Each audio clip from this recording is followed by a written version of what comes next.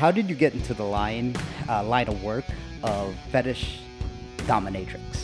Smarter to aim high, and if you're driving with a guy and you can get him to do a tour of the VIP room. When curiosity is fulfilled, then that's kind of where the buck stops. Yeah, Like it's like, like, oh, there's no more mystery here. Don't even work for other people. Like if you don't like, unless they really compliment what you're doing, like it's a similar fetish or whatever, and they can help you grow your fan base. Girls think a guy wants something in a certain way, but you don't know because you're not a guy, and vice versa. The longer you have your store, the more consistent it gets, because you have so much content that there's more and more people buying stuff, even stuff from years ago.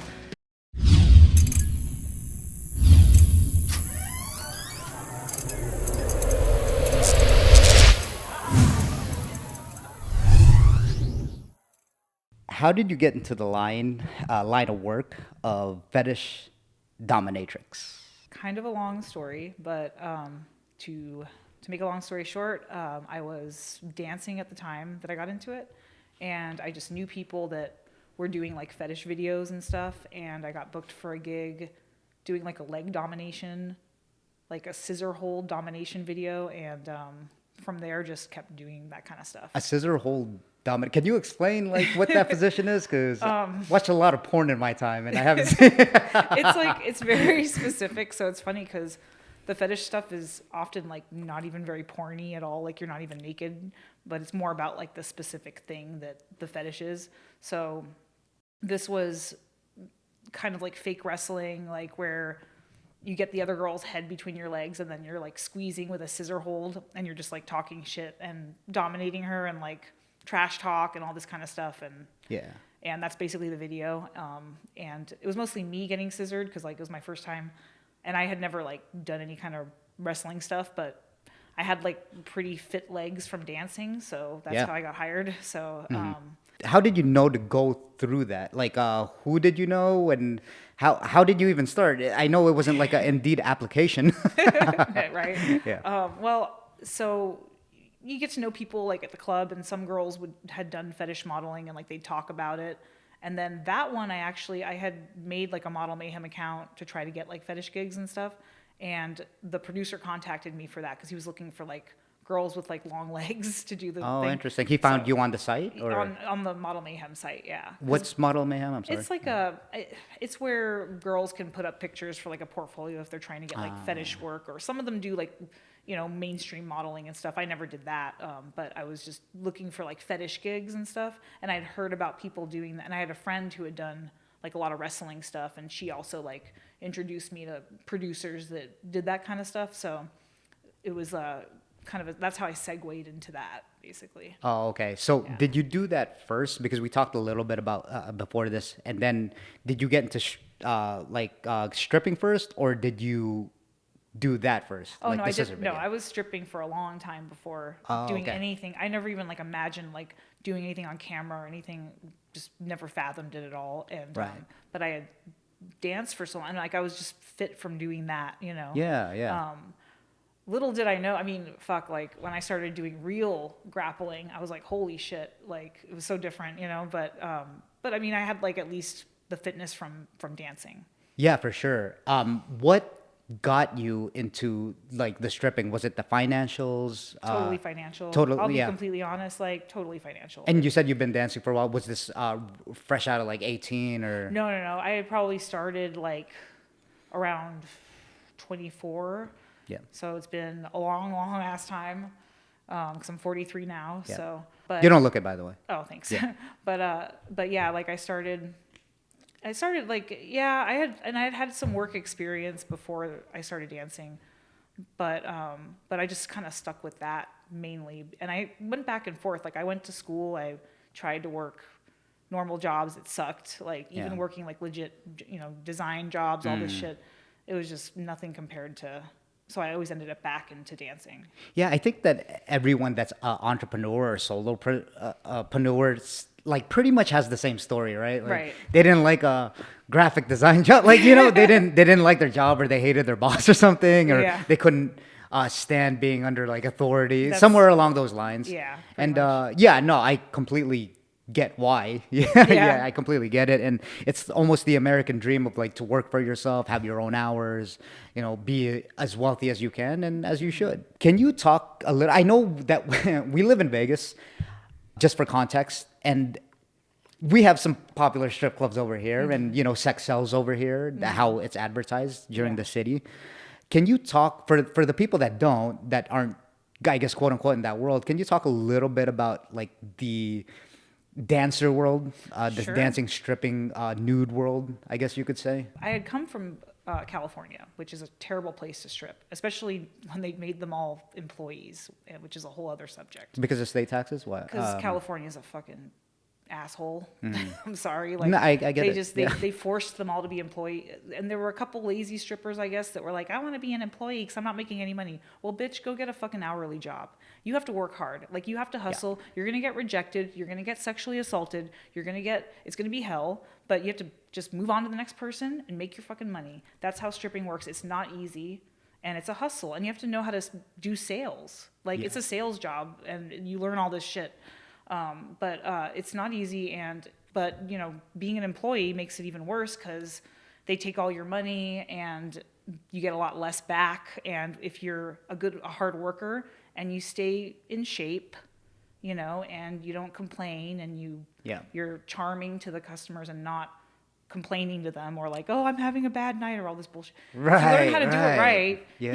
you can make really good money and you have good nights and bad nights, but it's supposed to be like that. It's not designed. It made all the strip clubs go broke, like forcing everyone to be employees, and it fucked it all up, and everyone made less money. And it was a tax grab, I think. Yeah, sure. Yeah, So, that's what I was thinking. It yeah. was like state tax grab. yeah.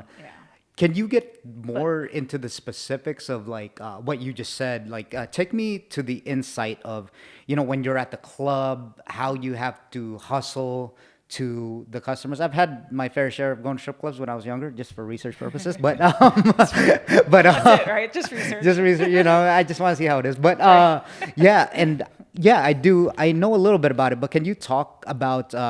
Yeah, like it's almost a sales position, right? It's almost a sales position where you are selling you. You are initially, obviously, in like a sexualized fantasy kind of way. That's what they It's not your come real for. self. You sit with the person and you have to kind of suss out what they want. Who do they want you to be? And there's people that'll say, well, I'm not fake, da da da.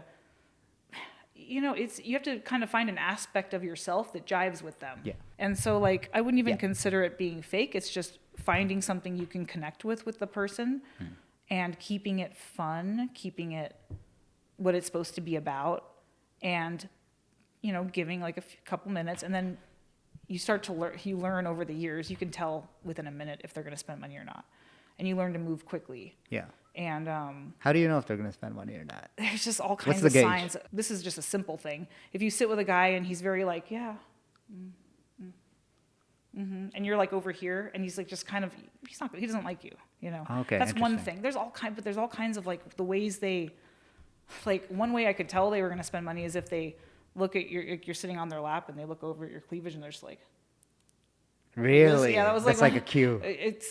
But there's all kinds of like the way they talk to you. Sure. You know, just you get a sense like a instinct happens. I don't know how to explain it. Right. I mean, I guess if they're But- flirting back with you, Yeah, then that's a good sign, yeah, right? It's almost totally. like, yeah, honey. Look. But sometimes they'll flirt back with you and waste all your time and not spend any money. So, Yeah. but there's ways you can tell. It's weird. It's like you can just tell. So, but anyway, to go back to what I was saying. So California sucked, but I went to Vegas, and I found it just to be a lot better place. And I worked at Sapphire for a long time until the pandemic. Actually, pandemic shut everything down. I tried going back. I had become a day shift person out of choice because, well, they don't really, you can come in whenever you want at Sapphire, but I got really used to just like coming in early, getting the convention people, and going home at a decent time and having a normal life and not being up all night because I hate being up all night. Yeah. And plus I don't drink. It's like the life, So. pretty much, of like, right? Like, you have to, yeah, it's a night gig. Right? Yeah, it is Yeah. if you go at night, but if you go in the daytime's like a hidden secret, like it was back then, like, because you get guys that are here for a convention who don't want to stay up late. They are not party people. They don't have tons of money, but they have some money. which is good because people that are super wealthy are not, they're not going to spend money. Oh, interesting. They're going to play games. The guys that are totally broke, young party guys that come in at night, they suck. They're not going to spend money. You're going to get grabbed and fingered and sexually assaulted, and then you're going to walk away broke, and you're like, why the fuck did I go up to that table? I just got attacked for nothing. Yeah. So I learned it's the guy from Denver who is here for a convention, who's like, he's a CPA. He just wants to have a nice time for an hour, spend a little money, have some fun, and he's very appreciative, and he's very humble, and that's, and it doesn't really matter what he looks like. It's not even about that. Like, he could be handsome, he could be whatever, but like, it's just the attitude of like, he's just here to just have a nice time and then go home. And that was the target. Like, that was like the best kind of client. Right. Like, like the genuine experience. Yeah, just like, oh, like we out here. Yeah, like just someone who wants to like, and they're not being assholes, and they're just real. I don't know how to explain it. Like, it's, Yeah. I just started to find a type that I liked. You know what I mean? Yeah, absolutely. Yeah. I've worked in the service industry for a very long time as well, like food and beverage industry. And yeah, it's the same thing. What you learn to become, and I get it. Like, I don't usually like saying this, but you do kind of become a professional FBI profiler. Yeah, Exactly, like, it's like, oh, that one's probably broke. That one's like, you can tell. You can just tell if they're there to enjoy the ambiance and they got this money to spend. And yeah, you're right. It's not necessarily like the richest people that flaunt their money. It's just they're usually very, very humble, and they're like, oh, they're very their mannerisms are on point. They're like, oh, thank you, and all that stuff. They're nice. They act like human beings. Like, yeah. If there was a table with a bunch of dudes, like, this was one thing I would never go up. I learned not to go up to people. Like, if they're sitting in their chair, like dancing with themselves, because they're uncomfortable and they're trying to kind of like look like they're cool or something. And when you walk up, they're going to be all sarcastic and weird and. Yeah, they're trying to like spit game, quote unquote, and hey, honey, they're like they come into a strip club to practice on strippers. Oh, interesting, like, really? Yeah. Oh, that's the thing. Like what? Like a pickup game practice? What? I don't know. On strippers? I guess, yeah. And it's like, like, I mean, like, we're all human, right? Like, I'm not perfect, and like no one's perfect, but it's like I'm there to do a job. And it's like, I know, like, I understand reality, and I understand, like, yeah, there's girls that look better than me, there's girls that look worse than me, whatever. But like, I'm here to do this, and it's not like a disrespect thing. It's just like, yeah, like, I want money because it's like, this is my job. So you're in here. So, you're here to spend money. That's what you should be here for. You shouldn't come in broke, Right. So you just start to figure out the people that are there to play games, and, you learn. I know, like, you've been doing it for a long time. So, yeah, you have that professional aspect of it. When girls start out, are they, I guess, do they have like this expectation of like, hey, what, you don't want to dance with me, like, is there like an entitlement kind of thing where it depends on the girl. I learned to watch and mimic the foreign girls because they were the smart. Oh shit! I sound so bad right now. I'm sorry. No. Like, What do you mean? Like, but honestly, that's it's what true. we want to hear. Like, they had a hustle, and they didn't drink too. They wouldn't drink at work all night. Neither did I. And like, I would just watch them and be like, all right, I'm gonna do what they do. But get these party girls that maybe, I don't know, like, they'd come in, they get too drunk, they wouldn't make any money, or they'd sit with a guy and he'd keep buying her drinks, and then they'd walk away broke because he didn't spend any money, and they'd be like, oh, and I'm like, well, you're wasting your time, and you're getting wasted, and you look like an idiot, and like. Yeah, I exactly know what you're talking about, because there's this one situation, obviously this was, when I was like at the age of 21, 22, and I hung around like some wealthy people, I guess, that, started their own business, they were entrepreneurs, and they loved the strip club. And it was weird. It wasn't even just for the women, it was just for the whole social experience. Maybe they wanted to feel, the status like, and have people just come up to them, the attention that they were getting. But yeah, there was this one time, long story short, that there was a dancer that had sat on my lap, and she was with me the whole night. It was like one of the things I couldn't forget, right? And I wasn't spending any money. We were just joking around, I was just trying to act like myself. It was just like, oh, yeah, where are you from? All right, blah, blah, blah. And she just kept getting drinks. And, it's free, right? Like, you buy them drinks and all that. It's free for them. And then she just got, like, so faded. And things got a little touchy, and then the bouncer actually had to come, not to me, not come up to me, come up to her and say like, "You're getting too drunk." So you saying that is just funny because it's like, yeah, it was like in reverse. It was like usually the guy gets drunk and then he's like, very touchy with them. And she was like sitting on my lap the whole night, which it's a strip club, I get it. But it was the other way around. It was just like the bouncer had to tell her to like calm down because at one point she's like kissing, Wow. Yeah. Yeah, and then exactly. So yeah, I don't know. Like I know there were always the girls that got too drunk and they were just kind of like everyone else would just be like, what are they doing? Like I don't why you need to make money, like why but yeah. I don't know. I always mean, went there with the mindset like I'm going to work and I'm going to try to get home as early as I can. Absolutely, So. yeah. And talking about that, the position you're in must be like pretty tough to kind of gauge a little bit because when you have another like conscious being, like say for example, like you're doing your job, right? You're like dancing over there, and then you have a guy here, and then it's kind of like. And then he takes no for an answer. You know what I mean? It's because you're there and everything's so sexualized and I'm sure testosterone's through the roof. And there's this fine line of like dealing, like you said, with assholes and people that don't know boundaries. Like you said, you're there to work, but dude, they also feel entitled because they got money, right? Yeah, It's totally. almost like, hey, what are you talking about? I'm the richest fucking guy here. You better do what I say, right? Like, even I'm if sure. they have a couple dollars. Yeah. I'll never forget walking up to a guy and this was again an example. So at this point I knew, but I was just curious what would happen. I was like, I wonder if what I think is going to happen will happen. And he had like a dollar bill here and a dollar bill here, like in his ears, like this. And he's sitting there and he's kind of like looking around. And so I was like, I wonder what will happen. So I sit with him. He's like, well, I'm saving my money for something really special.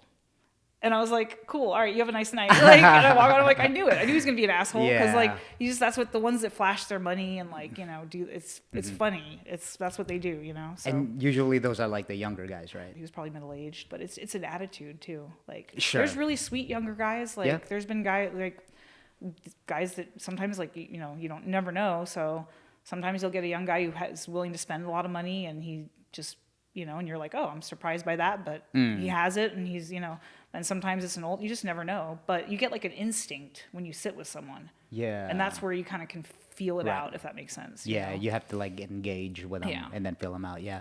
So before we move on to actual like the fetish stuff, Right. Where in stripping, where do you make the most of your money? Is it in like the VIP rooms? Okay, it's in the VIP rooms and not just dances. Are the dances just kind of like something you do when you're not in the VIP room? Like kind of how does like the whole system work? So the way it worked at Sapphire when I was there was you can get floor dances, which were $20. Some girls charge 25. Some girls people could charge their own price, but a lot of the time it was $20. And that would be like a chair dance where you're not like grinding them and all this kind of stuff. You're just like doing it in front of the chair. But you learn over time that you want to get them in the VIP room right away. And you want to do as little as possible on the floor in front of everybody. Yeah. Like even to the point, if you can avoid getting topless, everything, it's smarter to aim high. And if you're driving with a guy and you can get him to do a tour of the VIP room, especially if you get in early before there's a lot of girls and you're the only blonde there, before there's like 500 20-year-old blondes. Yeah, it's compare and contrast. Right? Yeah, it's like all of a sudden, okay, it's 6 o'clock at night and there's 5 girls or 10 girls and I'm the only blonde. That's helpful for me. If it's 4 a.m. or 3 a.m. and there's 100 blondes, you get lost in the woodwork. So then you're having to do more $20 dances. Guys want to spread their money around more. But if they come in and it's dead and you're there and you get them in the VIP, you can make hundreds and hundreds of dollars. You can make thousands sometimes. It's always different. You never know. Yeah. So VIP definitely. And there's girls that would pay not to go on stage. Oh, really? Yeah, because it's just a waste of time. It's a waste of time, and it can, okay. and you can get called up on stage when you're sitting trying to make a sale. It's random. Yeah, it's you're on like a roll call. Okay. Like they put you like rotation. That's the word, I guess. Sorry. When you come in and check in, they put you like on the list, and then it just rotates. But it's still annoying if you're like in the middle of trying to you're just about to close a deal, and then you get called up on stage, and then another girl comes and sits with them. And then you watch from the stage while she takes them to the back. That's how that happens. Interesting. Okay, cool. That's good to know. I mean, Yeah. yeah, there's a system in place there, right? Yeah. Do girls there against me? I know the strip clubs probably have their regulations, but do they like have sex with them in the VIP rooms? Or Okay. can you? Or is there like I never did. Sure, sure. Yeah. I heard stories about that. Who knows? You know, I feel like I don't want to speak for anybody, but like maybe you pay certain people enough money not to look or to turn the other way. Maybe, but as far as I know, I never saw that. Okay. No, I did in California though. Once I saw a girl not only pull out a guy's dick. I was doing a double dance in the VIP room with her at this, and that was at it was at Hustler Club. I don't care, whatever, Hustler come for me. I don't, whatever. Sure. But this girl, there were no managers there at the time because it was day shift, and we both went back with this guy. She pulled him out and then was like fucking him. Yeah. And he snorted a line of cocaine off her tit, and I think they were doing all this kind of stuff, and I'm like I'm the most nerdy, like I'm just not into all that kind of stuff, you know? So I was just kind of like on the sideline, and she charged him a lot more than I did. It was like the normal VIP price, which I can't, you know, it was so long ago. I think it was like 3 songs for $60 at the time or something, or 100. But it was just normal lap dances, and you could only do them in the back at that place.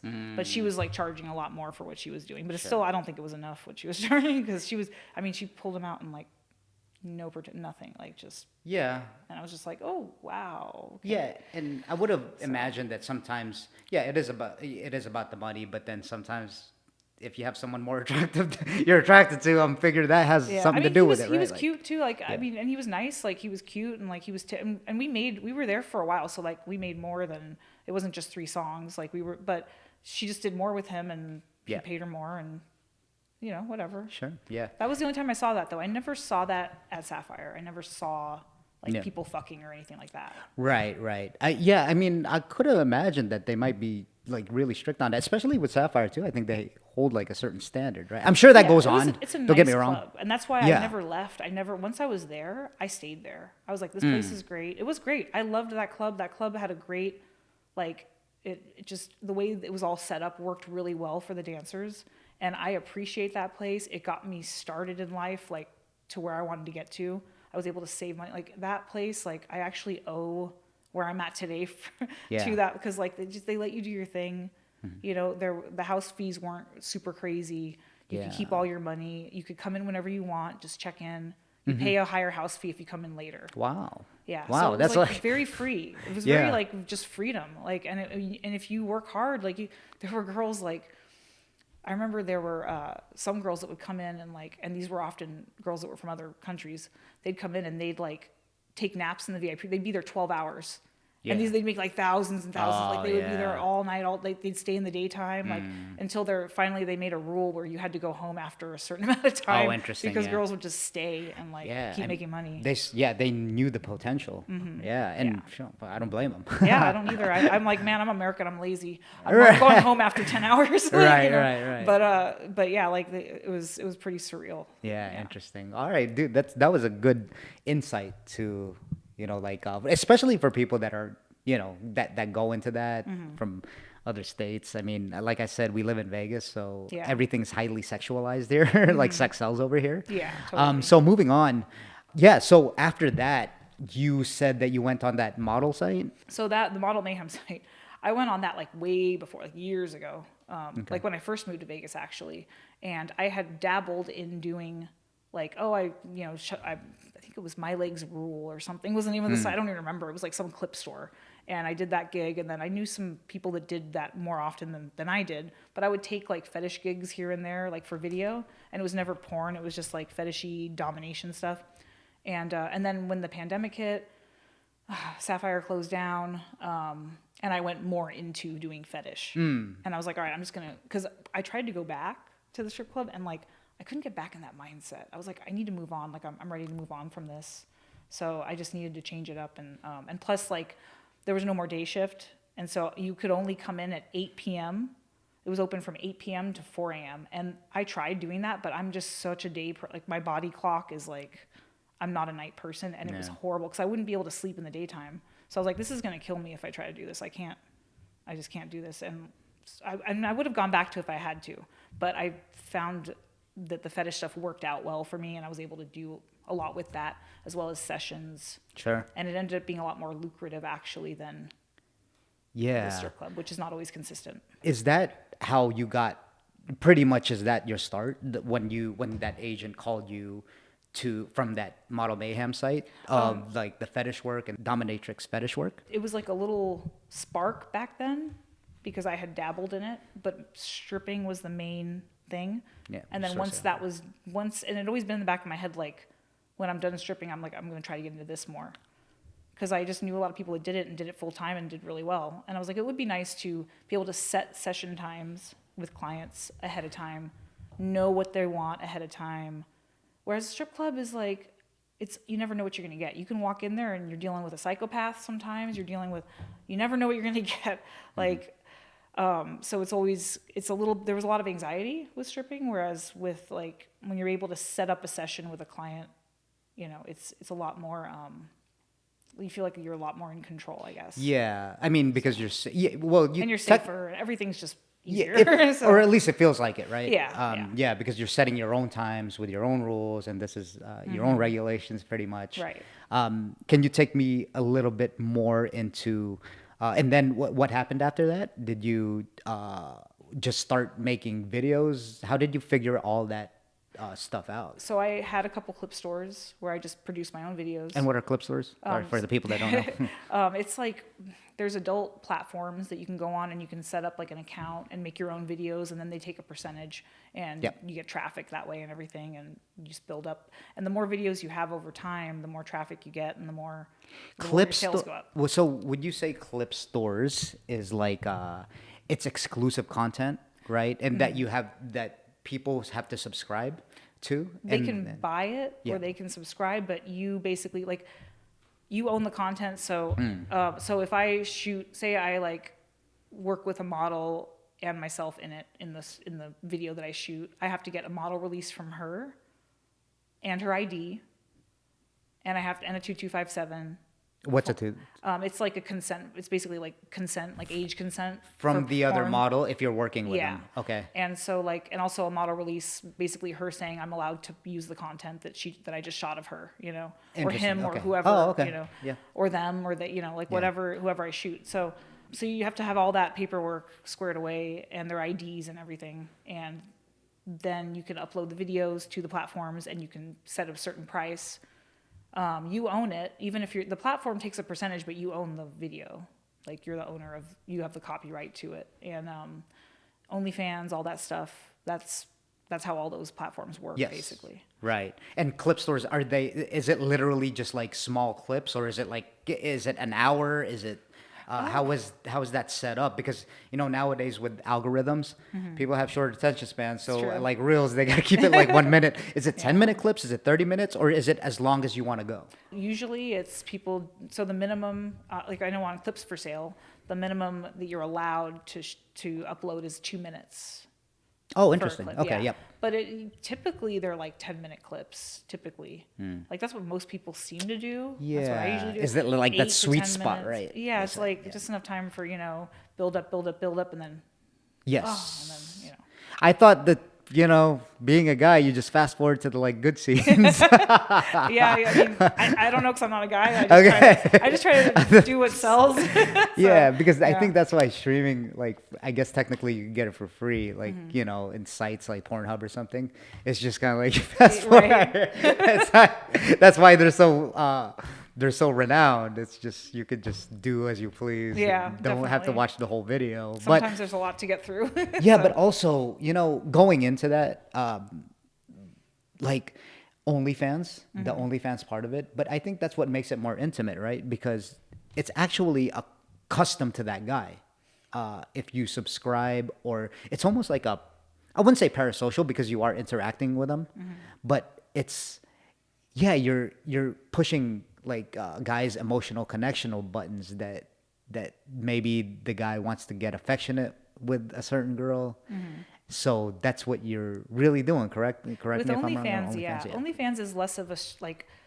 I would say clips for sale is more of a, you upload videos, people download them and buy them, and you're always just uploading videos. Whereas And then that's it. Yeah. Yeah. And then OnlyFans is, well, I think you can have like they have like a membership section on clips for sale. I've never used it though, so I don't know. But OnlyFans is more of the interaction in the messages, is more how people make money, I think, off of it. Yeah, the personal messages. Yeah. Selling PPVs, like. What's that? I think.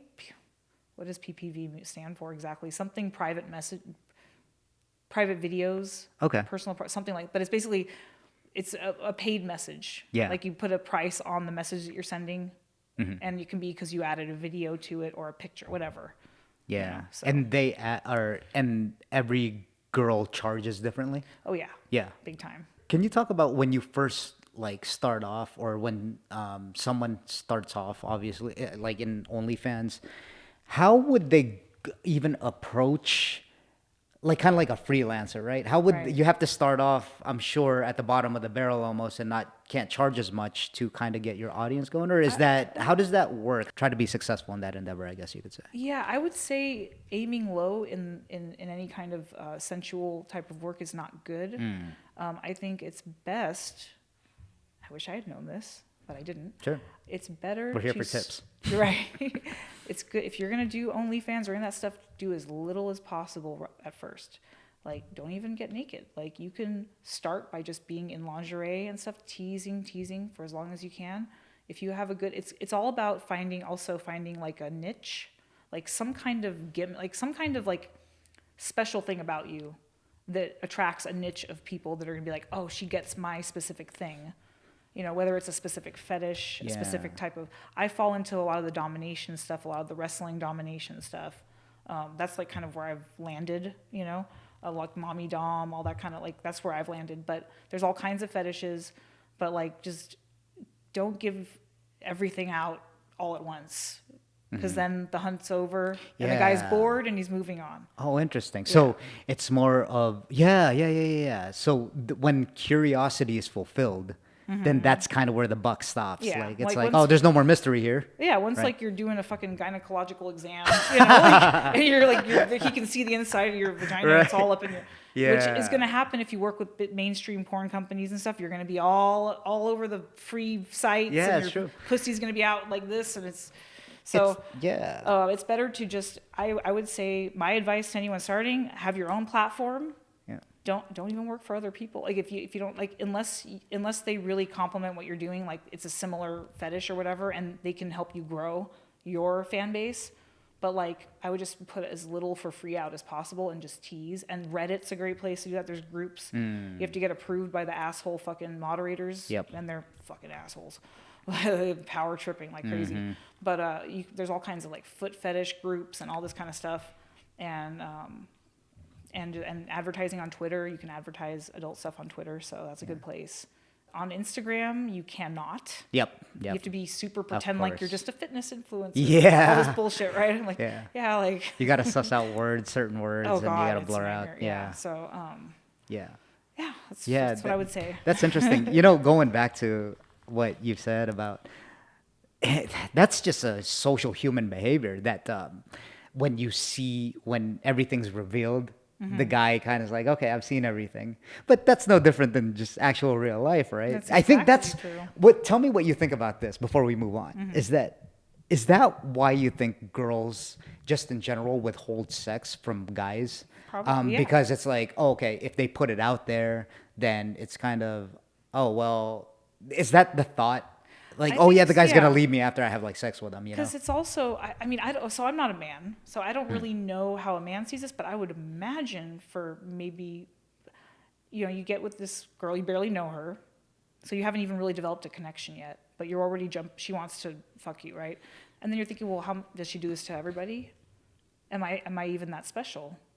And then also you haven't really gotten to know her, so it's like, Yeah. But if you like get to know the girl, develop an emotional connection over time, And then there's also that like kind of tease, like that, like, fuck, like I want, Yeah. that on top of that. Maybe that's more of a recipe for a longer term thing. I don't know if that's true because I'm not a man. I don't know how men think, but I would think that. I don't know. Yeah, well, in this podcast, we get a lot of that side because I think it's an important dynamic between men and women because there's this thing, it's called like cross-sex mind reading, which I mentioned in other podcasts, where you think that it's like girls think a guy wants something in a certain way, but you don't know because you're not a guy, and vice versa. It's like, I don't know, like I can say I would do this, but then I'm not a girl. Like, I don't know what you're thinking. Right. So there's a lot of, that's what cross-sex mind reading is. So it's kind of good to know what each other's psychology is, in order to like have a positive outcome, not so much for manipulation. Of course, yeah. So it's almost like, if there was a lonely guy out there or a lonely girl, it's kind of like, well, if you knew kind of like what the general gender was thinking, right? Like if who you're trying to go for, then it'd be, you'd have an advantage of maybe trying to get that connection with someone. Right. It's not other than just a guessing game. Yeah, exactly. It doesn't have to be a manipulation, I want to fuck you kind of thing, and then that's it and leave you. But yeah, I think it's just like fascinating how that. But you're a guy, so like, do you think that? Like, because like I wonder, I'm like, because then I hear stories about like people get together and they fuck right away, but then they stay together because they just like each other or whatever. So I don't know. Like, you're a guy, maybe you could answer that better than me. Yeah. So I think there's a lot of guys out there, and mostly this podcast, just for context, is catering to younger guys because when I was younger, I was lost. We talked about this before. I'm not going to go into it too much here because I had an episode about this, but I was an alcoholic. I was pretty much a loser, honestly. I was the man in high school, like very popular. But then after that, I was just a fucking alcoholic loser. Like, I'll call it what it is. I didn't know how to talk to women because you were in that kind of ecosystem in high school where you just kind of fell into it, and then you knew everyone and you knew the people to know. When you got out of that, it was the real world. You needed to learn communication skills, which I didn't have. And then I got, like I said, into alcoholism. That's why I made this podcast in the first place, to kind of help younger men kind of become, a little bit better and get what they want and how to, I'm not say act right, but have a little bit more like mannerisms and, how to talk to women and find a real connection, not just, or even, if you want to date around, go for it. But just make sure your intentions are clear is what I'm saying, right? Yeah. But yeah, so anyway, I think it depends on your goals, right? Like as a guy, especially, I'm 39 years old. For me, I have different goals than the younger guy. I'm sure the younger guy's testosterone's through the fucking roof, made of rubber and magic. But then it's just fucking, eventually, you want to get to that monogamous stage for most people, right? Because, polygamy almost always doesn't work. But anyway, going back, I don't know. I mean, I think guys genuinely want to find a connection, and without going too off the topic because we're gonna go back, guys just genuinely want to find a connection, even though they were brought up as guys to be like, I fuck this many girls. It's like, well, what you really want at the end of the day, right? After you're sleeping with all those girls and realize that you feel empty inside after that, then you're gonna find the one that you want to marry and eventually have kids with. So, I think it's just, helping people find what that is. And I think with guys to girls, at least, the good thing is that girls aren't so emotional. Everyone's physical. Like, everyone has a first impression of someone, right? As far as looks. But more guys towards girls. The good thing with girls towards guys is that since they're not, like I said, physical matters, but not as much as the reverse. So you actually, if you have a little bit of personality to you and you're a little bit charismatic and funny, you actually have a shot. Even regardless of what like the girl says, because I know a lot of girls will pinpoint what their type is and they'll be like, that and like a little bit, I want a guy that goes to the gym and all that stuff. Here's the thing, what I've learned from dating, because I do date. I've been single for a while, and it's not because like I don't think I'm a serial dater, but what I know about women, at least for me, okay, just my opinion, they don't know what they want. They do, but they don't. When I get into a date with women, I'm pretty sure they just like kind of look at me and they're like, oh, this guy. When you start talking to them and they don't expect something, like, you have to engage with with them and have a conversation with them to really know the person. And from my experience, when I start talking to them, I feel, and I've had this feedback before, I feel like they say, one girl says that, oh, there was a lot more substance to you than I thought. I thought you just like did martial arts, and I thought you were like this drunk. Because we all stereotype, we all generalize people by how they look. I mean, that's just what it is. It's human behavior. Yeah, of course. But anyway, yeah, that's just kind of what I think of it. So it's just kind of like, I don't know how we led into this, but yeah, it's just that's how I see it personally. I think guys want eventually, okay, depending on what stage they are in their life, I think they want a connection, honestly. They just don't know how to get it. Right. That's why we're here to do that. It's hard, isn't it? It's like, because especially in our day and age, like there's so much stimulation coming from so many different directions. Yeah. And then we were talking earlier about algorithms too and everything, and just, so I think people, it's very easy to be lost. Think about 200 years ago. You had your very small social group. You didn't go farther than like where you lived. Yeah. You just did the same. You did whatever your dad did. Exactly. Like, so it's just that we have so many more choices now. So people are kind of all over the place, men and women. Yeah, but then it's not what it seems almost too. And that's what I figured out. It's the illusion of option. Yeah, that's right? a good point. It's like you could find anyone all over the world, but then what that does is just, it makes an illusion of like, okay, this girl might not be good enough for me, and this, depending on like your situation, or this guy is like to this and to that. Whereas before we had social media, I mean, it was proximity. Yeah. It was about like less who you went to the choices. gym with or who you went to school with. It was like, okay, well that guy or girl, they're pretty cute, so I'm Right. gonna get to know him because she's the cutest one in the room, and if she likes me, cool. Right. But it's a lot different now. It definitely makes it tougher from like my experience, but eventually that's okay. I mean, I think it's a big social experiment. I think it's one big social experiment. Being alone and single. I'll go into this real quick, but being alone and single, it's better that it turned out that way, just because you get to know the person you are and you get to know what you want, right? true. A lot of people, I've said this, like I've talked to my friends, it's like bar talk, but a lot of people, they trap themselves into relationships that they don't want to be in because they don't want to feel lonely. But guess what? When they get into that relationship, they feel even lonelier. Right. Yeah. Right? And then they are already invested. They moved in together. Hell, maybe have kids.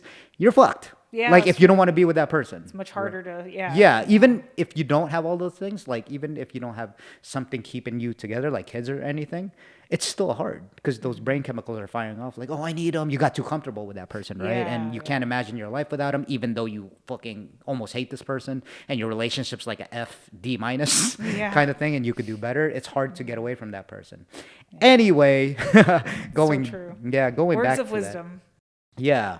What about you? I guess before we get into that, because I guess I know we got out of the topic a little bit, but then it's always nice to get a girl's perspective. And all the women I've had on here, I've had their perspective on it. What about you? What would you advise to some guy that's looking for a genuine connection with a woman? How does a girl think about it? How would you approach that even situation? I guess just honesty and being yourself. And then, if you have things in common, that's a good thing.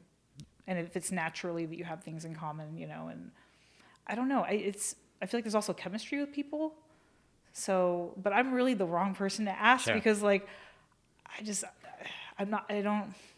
my job is very like, it makes it impossible to date pretty much. Yeah. So I'm comfortable just alone. Sure. So I've just become comfortable with it. Yeah. And it's kind of fits my personality fine, So, but so I don't like to give like dating advice because I am not the person to ask.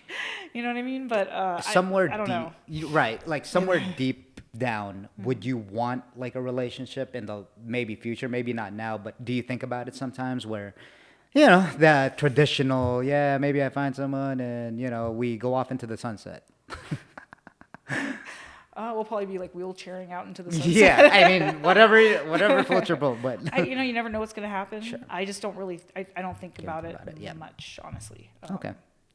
Well, yeah. You never know. I mean, I don't know. Okay. So getting back to it, but that's great insight. I'm glad we got to talk about that part I'm of being it. honest because like I know that if young guys are watching this and everything, like I don't want to like start giving advice and like Yeah. I don't really know what the fuck I'm talking about when it comes Yeah, to that. no, it's all good. So, But I yeah. think just any opinion I think Yeah. is good because it's individualized, right? Right. Your opinion's your opinion. Like you're not an expert. I'm not an expert at And anything. it's It's all my right. opinion's based on me, which is Right. like specifically me. So it's like I can't speak for women or anybody. Sure. Like, you know, so For sure. So when you got, so let's get back into the real stuff, the Right. real, the fetish, dominatrix things. You got into it. So how did you really accelerate that, like, into that occupation? What was your calling that, oh, this works, and maybe I don't know if you really were like, okay, this is it for me, or oh, this makes a lot of money for it. What really got you into that occupation? Like, when did it really start picking up for you? when I started doing fetish sessions And what domination does that sessions, entail? and it was a lot of it's like wrestle. Okay, so to get down to like the specifics of it, a lot of times like someone will have a specific fetish or kink they want to play out, and I only do dominant stuff. I feel like that's safer. So because the guy is going to be submissive. He's choosing to be submissive. It doesn't mean he's some pussy in real life. It's just that's his fantasy. He wants to play that role. He wants to play the role. He's probably got a lot of power in his life, and he's tired and wants someone else to take charge. That's usually how it is with submissive guys that are submissive in the bedroom. Not all the time, you know. Sometimes you never. So, my theory is that everyone who has a kink had some kind of childhood trauma that they don't remember, and something happened, and everyone deals with it differently. So it came out in some kind of way, and now they have this kink, and it doesn't make them lesser of a person or anything. It just that's what they want to do in the bedroom. So they'll want to be dominated usually, right? And I get a lot of the guys that want to like wrestle. They want to do like wrestling domination, where they either want to just be beaten and just be put in like holds or face sat or whatever, like scissored or whatever, or they want to sometimes like, or a lot of I'd say a good percent, they want to go harder and see if they can get anything, you know, and they like it when you can like legitimately beat them too. So you just get a whole variety of that with the wrestling domination stuff. They like trash talk. They love hand over mouth stuff too. Oh, really? Yeah. Like you doing it to them? Do it to them, yeah. Even Hand though when over it mouth, happened yeah. to me in class, I was like, oh shit. But yeah, like I found that like training legitimately helped a lot because it there's less girls who do the fantasy wrestling stuff that train than there are girls who train. The ones that train are fucking like they're insane. Yeah. Like they're so good. But like so that's why I started training, and I found that gave me like a edge where like people book me more for sessions because they're like, oh, she can actually wrestle with me. Yeah, by the way, again, for some context, Agatha trains jujitsu with us over Yes. here. Yeah, Yes. yeah. Come a long way. So, Thanks. yeah, very good. Yeah.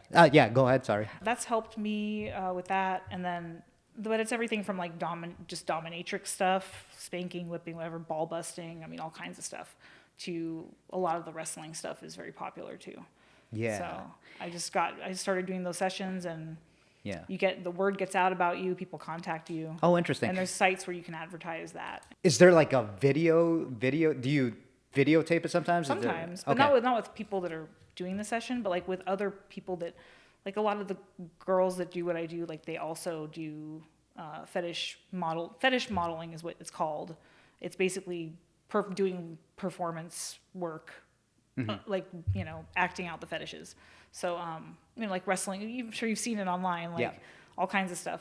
So, I'll shoot that stuff and sell it on clip stores or on OnlyFans or whatever. And, people find you that way, and then they want to do a session with you, and there's just all kinds of ways to advertise. So, like, take me back to the first time that you actually did a session with a guy that wanted to be submissive. Was it kind of different for you, or kind of weird that a guy wanted to do that, or was it like, oh, you've seen it in other videos before, or do you think it was just like a natural thing? Honestly, like the very, very, very first time in my life where something like that happened was back in California in the strip club. Guys sometimes would want me to take their belt off and spank them in the VIP room. Oh. Like sometimes you get people like that, and I always just found it kind of funny and like kind of like fun to do. I was like, well, okay, you know, I'm getting paid for, you know. Fuck it, and, yeah. like and everything from guys requesting, I didn't do this because I mean you're in a building, like, but people that wanted golden showers, it was like crazy shit. And so I mean I was always kind of like aware of that and like had kind of dabbled in it, and I was like, oh, this is, you know, it was never like weird. It never seemed that weird to me. Yeah. But I mean, I'm kind of weird, so maybe that's why. But it just, weird shit doesn't bother me at all. What was one of the weirdest requests that you've heard or requests that you've gotten? Okay, so I've told this story before. There's other weird ones, but this is the weirdest. It was a guy who would order audio stories. He wanted like, cause like guys will sometimes request a custom video. They'll pay you to like do a video their way, and they can be very random and strange sometimes. But two stories. Okay, one is there was a guy once who ordered a custom video where he wanted me to take a plunger and put it like where my belly button is and plunge my belly button until there's a red circle. No and way. then like, and then be like, ooh, like, and I mean, obviously I got like a new plunger from the store. I didn't like use, but for 10 minutes, I'm there like for 10 minutes, and this was the video. That's all he wanted. That's it. I mean, I could take that video and put it on my clip store. No one else is gonna buy it. Yeah. That's like right. That's one like person in the world probably that has that. Right. But then there's the audio guy who wanted. So this is kind of cool. So I like weird shit. I love like aliens and shit, right? Yeah. And I love the vor stuff. I shoot a lot of that kind of stuff, which is a whole other thing. Which it's gonna take. We're gonna go in like to hours if you know. Okay. But so like the fetish of like monsters swallowing people and like giant women swallowing little men and all this kind of stuff. So this guy would get audio stories from me where I was an alien. I came from a planet called Ektros. My lesbian lover was named Moon, and we're both like gigantic, right? Humans are like this big to us. So we would fly down to Earth and go into girls' locker rooms, and we would only get blondes that had tan lines, and we would fold them like sandwiches and put them in our mouth and swallow them, and our tongues would go up their butts and like fuck their butts while we were swallowing them, and then they would go into our stomachs and they would have sex inside of us. And then my lesbian lover would shrink down and crawl up my ass and go into my stomach and fuck them too. Wait, hold on. I know. Was this like an audio? It's audio. I'm talking about it. Oh, interesting. And I would describe it about how like I was swallowing her and like my tongue, and I had to get really creative. Oh. And he wanted me to make a lot of slurping sounds and like chewing sounds and stuff, and like. What did you have to like kind of change your tonality in your voice a little bit? Were you like, yeah, totally. Can you like do a demonstration just because please, like it doesn't have to be anything.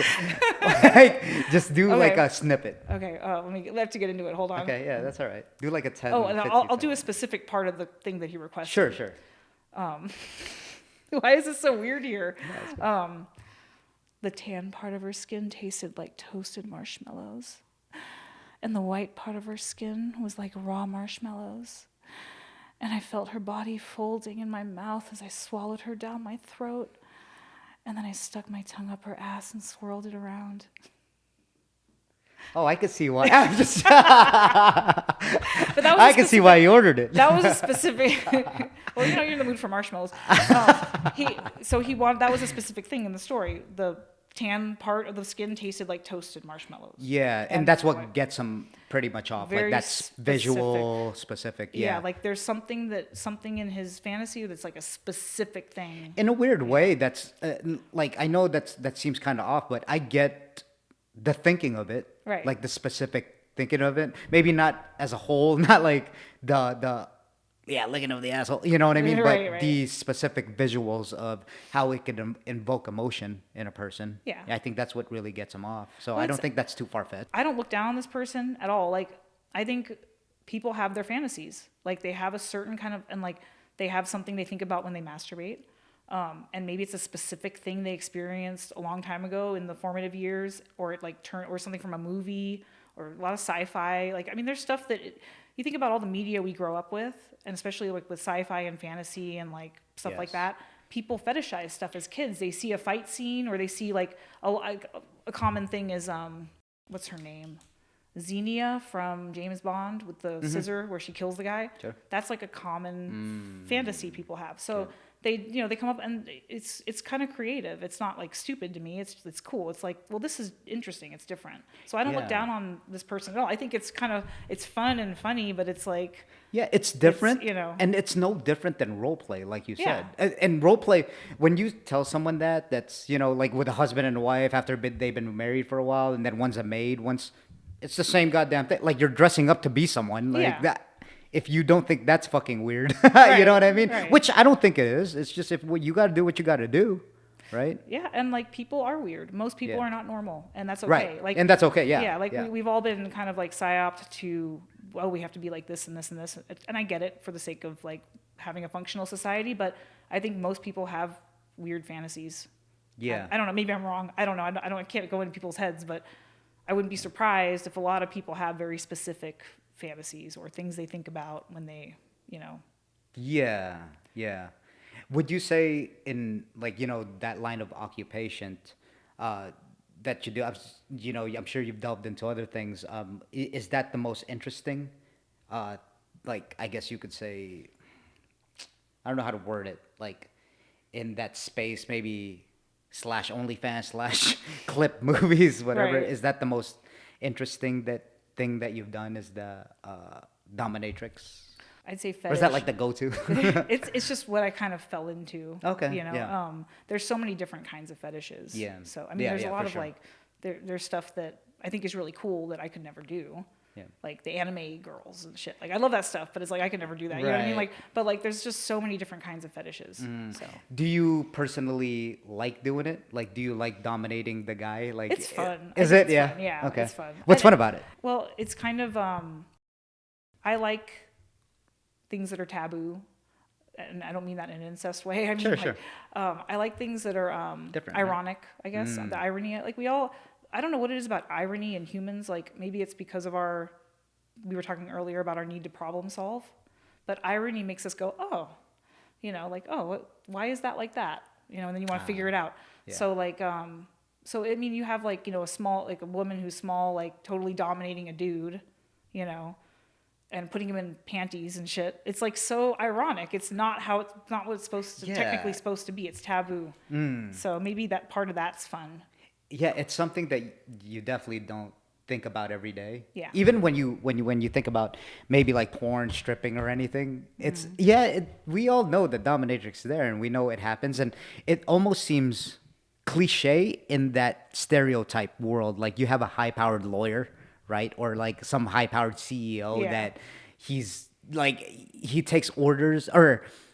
They take orders from him, and then he's just constantly doing that, and then he wants like something different. Right. I was listening to a podcast. I forgot Ayala, and she's very open to talking about that, about what those guys that make a lot of money that are high in status, where even at their house, right, they have that traditional wedding of like the girl cooking and all that stuff, and he's just taking control out there making money, and then at times he wants to get dominated pretty Right, much. yeah. It's just like let's kind of reverse this thing so that life just doesn't get boring, I guess. Right. Yeah. Yeah. Definitely, and probably a stress reliever for people in these positions of power. Yeah, interesting. So like I guess without going too much into your personal finances, is it pretty lucrative for you? I think it is. Yeah. I mean, it's the best I've ever done, and it's only gotten better and better. Yeah. Which is Is kinda it nice. is that because of like is it per client? Because I'm thinking more along like a business sense where say if you put out a podcast, right? And then you can get it out to the internet, or if you write a book and then it's scalable, meaning you put it out once and then people from all over the world could buy it. They could order X amount of books, and you only have to write it once. Are you like making most of the money through like video streams, not the dominatrix where you video it, but then through video streams, or are you doing it on a personal trainer client to client basis? It's like, both. yeah. Both are about equal for me, Okay. actually. Which, but it depends because with the client, it depends on who's coming into town or whoever's booking a session. That can be different. But I find with video sales, the longer you have your store, the more consistent it gets because you have so much content that there's more and more people buying stuff, even stuff from years ago, and it just builds up over time. And it's really consistency. putting out a video every day or every other Yeah. day, you know, because I'd say for all this kind of stuff, it's consistency. Absolutely. I 100% agreed with Yeah. you. Remember when we were talking, I'll leave it at this for just for a words of wisdom, that I was talking about, like, I'm not really good at anything, honestly. I'm just really consistent. I think you're just you're being humble because you are good. You're good at jujitsu. Yeah, but then see, we could say that, and it's kind of what the reaction that I get from most people. Not like, oh, you're just saying that kind of stuff, but it's true. It could, because anyone could do it if you think about it, right? If you're consistent, then you will get better against your own will. Right. Like science, that's literally science. Like Yeah. your neuropathic, your synapses are gonna connect together, even if you don't want to get good. If you Right. intentionally didn't want to get good and you still showed up, you're still gonna get good. Like, it doesn't make any sense. Right. Yeah. So That's true. yeah, and yeah. So do you have anything other that you'd like to add on, like in the fetish kind of line of work, since we are along the subject? God, Like some crazy things you've seen, or what you have in your mind right now about it?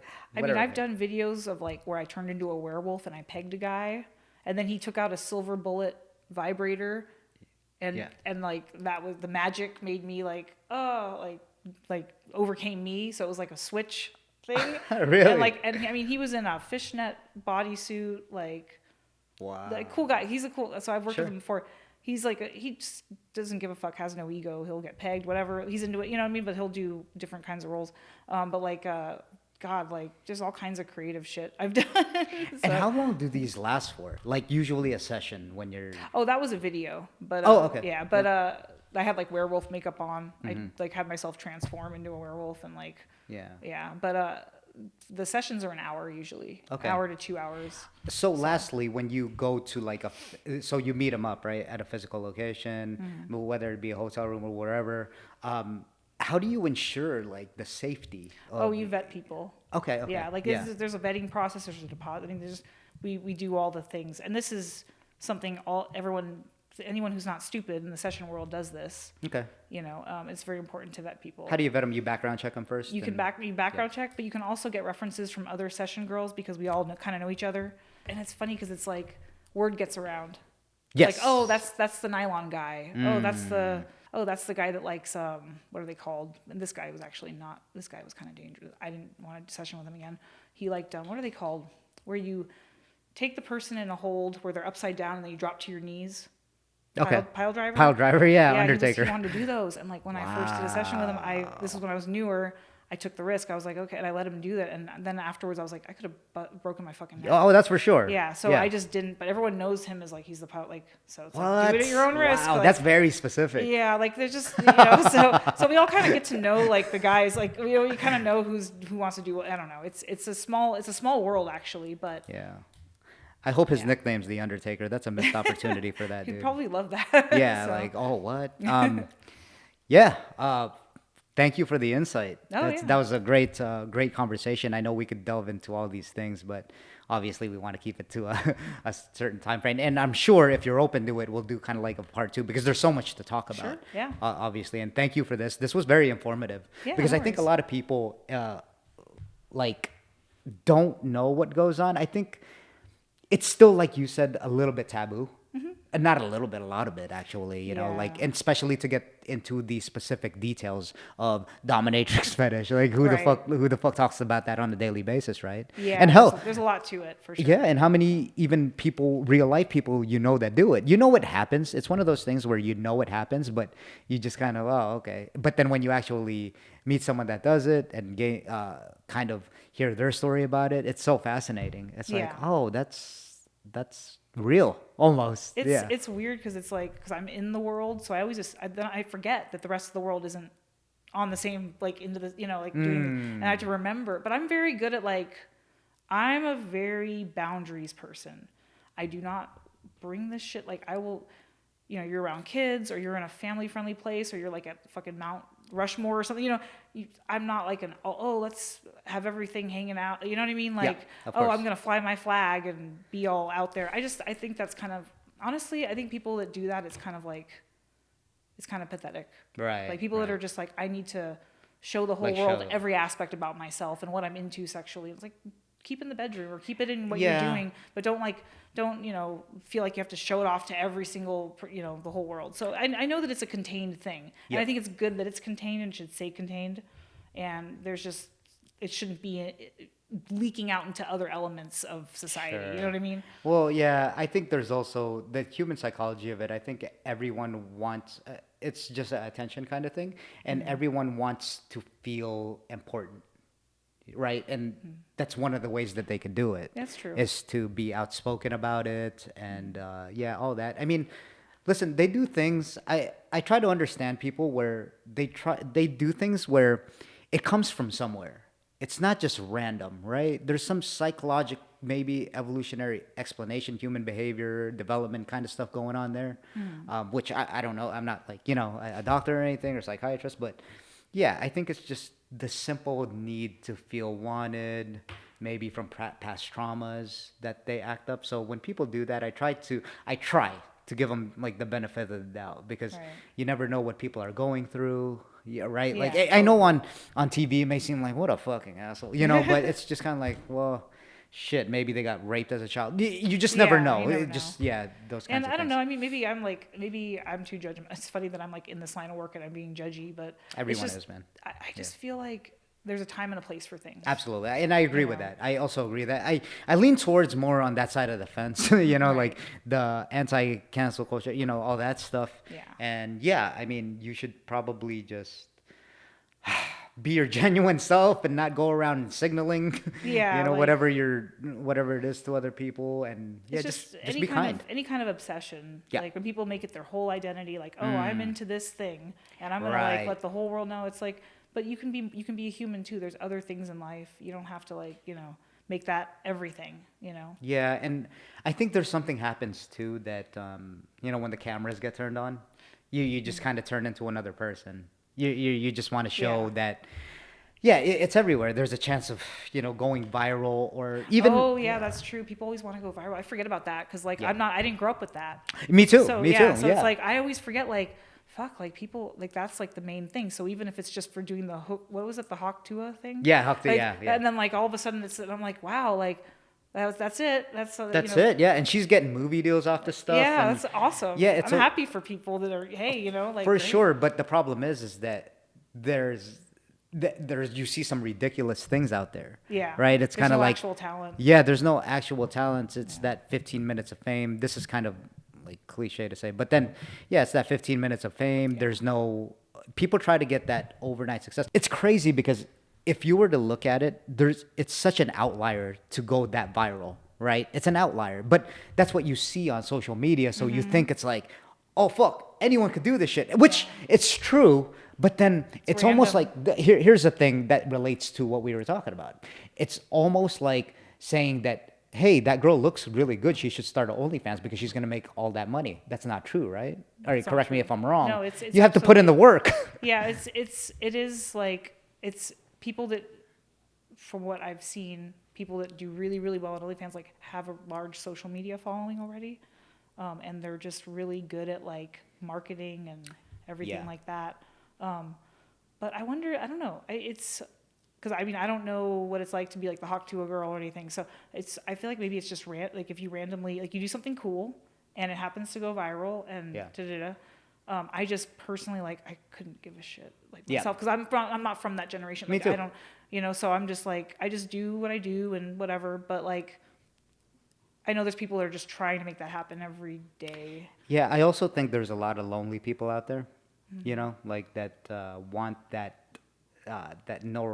notoriety, Right. and that's what they see. That's all. We doom scroll. We're literally a bunch of us are just addicted to our phones, and that's what you get consumed by. And if I know anything, you are your environment, and you are what you consume. So it's almost like if you see that, and even the stuff the ridiculous things that aren't kind of, I guess, quote unquote, you say like the Hawk Tui girl. It's what is even that? It was funny though. It was funny. It was funny, but it's what is even that? There's no value in it. It's entertainment. It's not I guess. like she painted, the Mona Lisa or something. Yeah. It's not like your talent used to be someone's actually talented, they can actually sing, they can actually. Now it's going viral, and and I try to be I believe in living in the moment, so I'm okay, that's the world we're in now. That's what's happening, it's legitimate in its own way. Yeah. You know, so it's like, even though I'm not from that, I'm not in the era of that, like, you know what I mean? But like, I'm seeing it and I'm like, that's interesting how it's changed, you know? Yeah. So I try to be like open-minded about that. At the same time, I can't imagine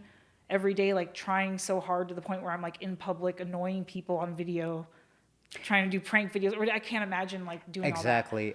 There's some things that is, well, I guess it's, again, it's a person to person basis. I mean, whatever I feel that you do have to adapt since we are going into that. Yeah, I mean, I guess you don't have to, but then like, yeah, you have to adapt to situations. That's As in, true.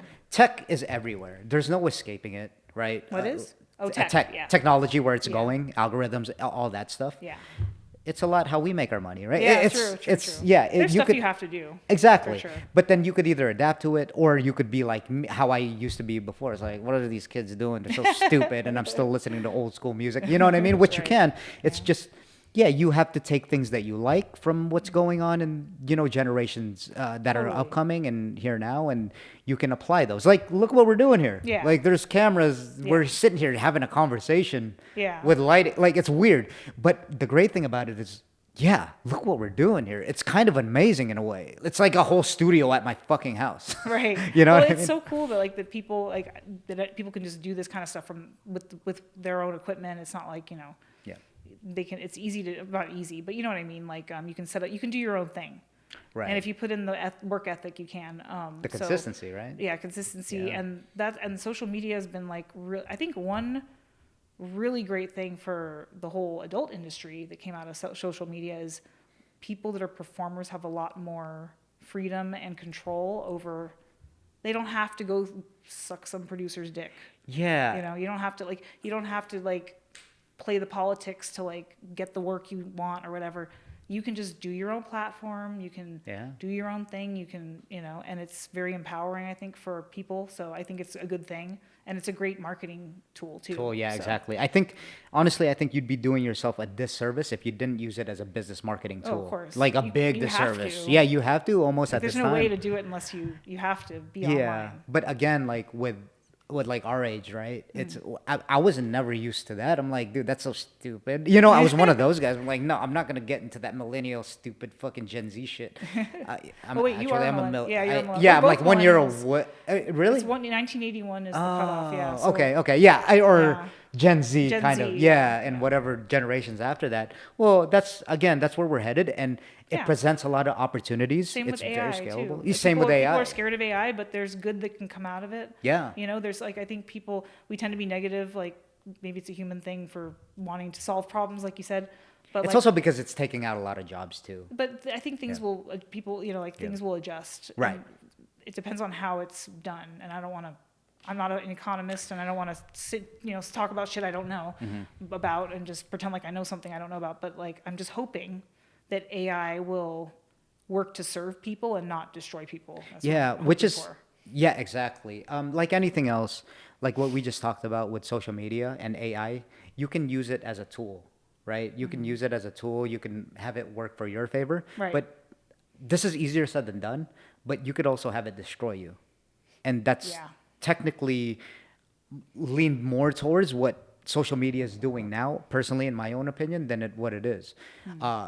First of all, we could go, this is going into the subject, but I'll make this really short, that, it affects women's, like, insecurities, Oh, right? fuck Because, yeah. exactly. Don't even get me started on and that. even now, guys too. I think Oh, yeah. guys are the very experiment of like what they're probably they're probably going to be worse than women in years to come with taking TRT, you know what I mean? Like all that stuff with the body dysmorphia. I think they're the next one up. Like and the status base, how how men are like the majority of them are now single or they haven't had sex. Some statistic of they haven't had sex before the age of 30 or something like that. Men are lonelier than ever. Wow. And now social media that just amps that up. But anyway, that's a topic of its own. But I appreciate your insight. I think this has been a great podcast and very, very insightful for me. That's for sure. And Yeah, thank you for your time. It's been really cool talking to you, and it's been very interesting. Let's So go. We're thank gonna do you a for part having 2, me. all right? Yeah, for Yes. sure. Let's go. All right.